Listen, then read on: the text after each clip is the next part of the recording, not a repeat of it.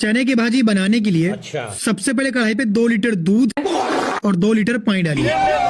Oh sorry guys, सिर्फ पानी बस डाल दीजिए। ये क्या हो गया? अगर डाल दिया तो निकाल लेना।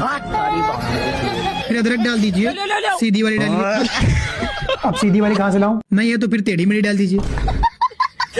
बाबू 5 मिनट में हम पेड़ के गाड़ी फाड़ देनी। चलिए 15 नमक डाल दीजिए। हरा नमक नहीं मेरे पास। तो सेंधा नमक डाल दीजिए।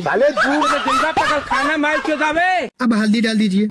नहीं हल्दी मत डालिए, नहीं भाजी पीली पड़ जाएगी। ये क्या सुन रहा हूँ मैं? निकाल लीजिए। साले को बम से उड़ा दूंगा एक बार हाथ में आ जाए तो। अब चने की भाजी डालने से पहले पूछ लीजिए कि वो औरत है कि आदमी। आप आदमी हो कि औरत? बीड़ी लो बीड़ी बीड़ी दो तब बताओ। सारी बहन की चोर। अब मलाई डाल दीजिए। मलाई नहीं है मेरे पास। तो फिर अपने पापा का 1 गिलास मिल्क डाल दीजिए।